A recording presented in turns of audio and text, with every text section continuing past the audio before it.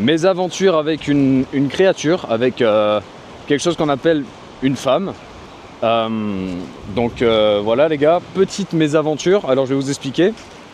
Je fais la rencontre d'une femme, tout se passe bien, on se parle sur WhatsApp, etc. Le soir arrive, elle vient à mon hôtel. Donc voilà, parfait, moi je vais chercher des bières. On boit une bière, on papote, on fait connaissance, etc. La soirée avance, on finit dans le lit. Et là, elle me dit, est-ce que je peux te poser une question? Je lui dis, évidemment, pose ta question. Elle me dit, est-ce que ça te dérangerait de me donner de l'argent? Je lui dis, attends, comment ça te donner de l'argent? De quoi tu parles? Et elle me dit, ouais, si ça te dérange pas, me donner de l'argent, etc. Je sais pas quoi. Elle me sort des prétextes. Et vu que je suis un homme ouvert, ben, je lui ai rien donné du tout. Je lui ai dit, tu auras 0. Donc elle a eu 0. Et bon, elle est vite passée à autre chose. Après, il s'est passé ce qui s'est passé. Voilà, on a passé la nuit ensemble, etc. Après, elle me dit, est-ce que ça te dérange de payer mon taxi? Elle me dit, ça coûte 200 bahts. Bah du coup, là j'ai rattrapé le coup. Je lui ai pas donné 200 bahts. Je lui ai donné 120 bahts. Je lui ai payé presque, je lui ai payé un peu plus de la moitié du taxi pour qu'elle se barre en fait. Tu vois. Donc ça c'était le lendemain matin. Donc très très bon move. Si une femme vous propose de payer, évidemment dites non.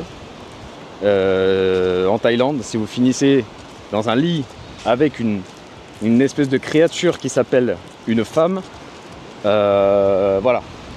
Ne vous faites pas avoir. Il n'y a pas besoin de payer. Si vous êtes un homme normal, voilà, il n'y a pas besoin de payer. Voilà. Je sais pas comment ces femmes-là vont faire pour trouver un mari. Peut-être qu'elles veulent juste des espèces de sponsors, en mode des hommes qui leur financent leur train de vie, qui les financent, qui payent leur loyer, qui payent leur bouffe, qui les invitent au restaurant. En fait, elles ont rien à débourser.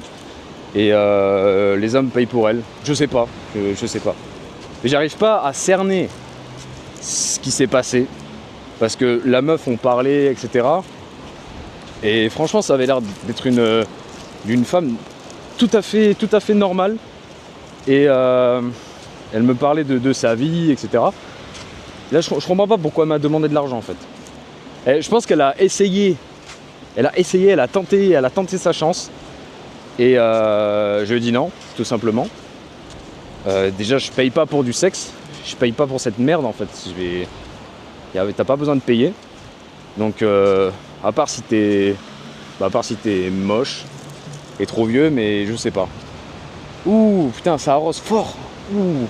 Là, les gars, c'est le dernier jour de son crâne. Bon, je pense que vous allez pas voir, mais là-bas, ça arrose fort. Il y a des gros tuyaux d'arrosage. C'est pour ça que là, je vais rester sur la plage. Je vais faire gaffe avec la caméra.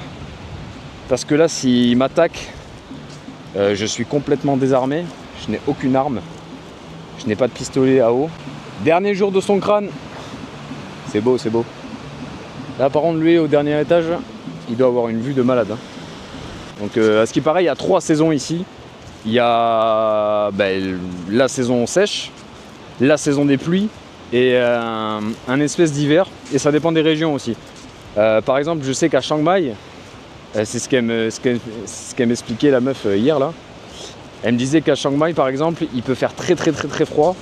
Alors que c'est en Thaïlande. On n'imaginerait pas qu'il ferait des températures si fraîches en Thaïlande. C'est pour ça que moi je suis venu ici. Je suis venu dans ce coin-là, vers Jomtien, Pattaya, etc. Parce que le climat est juste génial toute l'année en fait. C'est vraiment parfait. Donc tu peux venir ici toute l'année, tu n'auras jamais de problème avec le climat. Bon, dans les restaurants, il n'y a pas tout le temps la clim, hein, attention. Donc, quand tu vas dans des petits restaurants de quartier, il n'y a pas la clim. Bon, il y a des petits ventilos, mais c'est bien aussi. Il faut faire des trucs un peu local, quoi. Faut pas rester tout le temps dans les trucs où il y a la clim, etc. Moi déjà, je vais pas dans des trucs genre des trucs d'expatriés et tout. Je suis pas trop fan de ça. Je préfère aller dans des endroits qui sont authentiques vraiment où les Thaïs vont en fait, tout simplement. C'est mon ressenti, c'est pas pour faire le mec qui fait comme les Thaïs. Et il faut savoir qu'ici, même si vous vous expatriez sur des années, vous restez 20-30 ans ici, vous restez un farang, vous restez un étranger, tu seras jamais Thaï et je vois pas l'intérêt de vouloir être Thaï. Donc on a une culture totalement différente, on ne se comprendra jamais totalement, et les Français ne seront jamais Thaï et les Thaïs ne seront jamais Français. Donc ça, faut bien se le mettre dans la tête. Tu peux avoir genre le passeport thaïlandais ou quoi, mais je veux dire dans ton âme, dans ton esprit, dans ta façon de réfléchir, ta façon de penser, ta façon d'être, tu ne seras jamais Thaï. Tu peux t'imprégner de la culture, tu peux aimer ici et te sentir très très bien et vivre ici, mais voilà, tu ne le seras jamais. Tu restes... et puis même tu ne deviendras jamais Thaï, mais même toi-même, tu restes un Français. Tu as été des années dans une certaine culture, donc voilà. Même moi, il y a des choses qui me correspondent pas en France, mais il y a beaucoup de choses qui me correspondent et il y a beaucoup de choses que la France m'a apporté que je pense qu'aucun pays au monde m'aurait apporté, vraiment.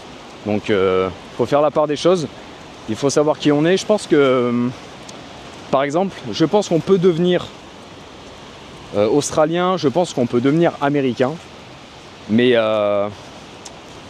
pas Thaï par exemple, c'est impossible. On peut pas devenir japonais, on peut pas, je sais pas, c'est impossible en fait, vraiment. L'Asie, c'est vraiment une culture, mais tellement différente, c'est au-delà de toute espérance, quoi. Genre vraiment, tu ne peux pas t'assimiler à ça à 100%. Tu ne peux pas être de toute ton âme un Thaïlandais. Ou alors c'est que vraiment, je sais pas, tu forces le trait, mais pour moi c'est pas possible en fait. C'est que tu cherches une identité qui n'est pas la tienne, tu es totalement perdu en fait. Il faut être français, tu es français, tout se passe bien, et tu vis dans un pays où tu veux. Moi par exemple, ça me dérangerait pas d'aller en Amérique du Sud, ça me dérangerait pas de bouger de la Thaïlande, d'aller, j'en sais rien, dans d'autres pays d'Asie du Sud-Est surtout. J'ai remarqué un truc, c'est que les plages sont pas polluées, je vais pas abuser, mais il y a quand même quelques déchets, franchement. Je pense que la mer ramène certains déchets sur le rivage. Peut-être que aussi il y a les déchets de Bangkok, je sais pas. Et ensuite, il y a tellement de personnes qui se posent sur la plage le soir, et vraiment c'est blindé. Il y a des... j'ai filmé sur l'autre vlog, vous irez voir si vous êtes intéressé. La plage est blindée, il y a de la musique, les gens boivent l'apéro, les gens mangent, les gens profitent. Donc c'est normal qu'il y ait quand même un petit peu de déchets, parce que voilà, il y a de la vie tout simplement. Mais après je pense que les Thaïs font quand même assez attention. Par exemple, je vais vous donner un exemple que j'ai vu pour mon hôtel par rapport aux poubelles. En fait, ils jettent les poubelles dans des sacs, dans des bennes, etc. Et ils foutent tout derrière l'hôtel, derrière un mur. Et la nuit, il y a un camion poubelle qui vient tout ramasser. Mais ils n'ont pas des bennes comme nous on a. C'est pas organisé proprement. C'est un peu le bordel. C'est genre derrière un mur et c'est rempli de déchets, c'est dégueulasse. Et le camion poubelle vient la nuit. Mais par contre, voilà, il ramasse pas tout ce qu'il y a par terre, les petits trucs, les petits plastiques. Donc les petits plastiques, les bouteilles, etc. Petit à petit, ça s'accumule, ça s'accumule. Et c'est dégueulasse en fait.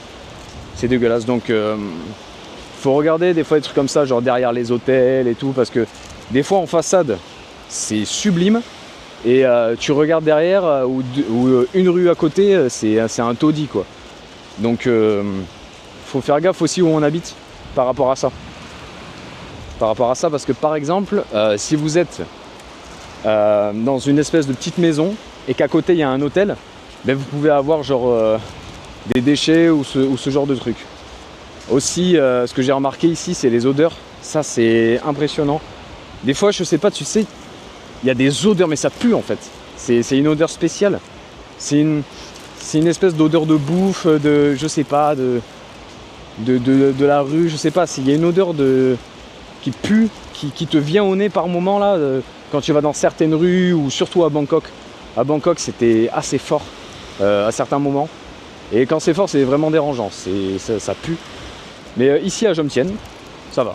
Franchement, à Jomtien, il n'y a aucun souci. Surtout que là, je suis à Na Jomtien, donc c'est vraiment au sud. Là, c'est bon, c'est vraiment tranquille. Ensuite, à Pattaya, j'ai ressenti ces odeurs dans certaines rues. Donc voilà, les gars.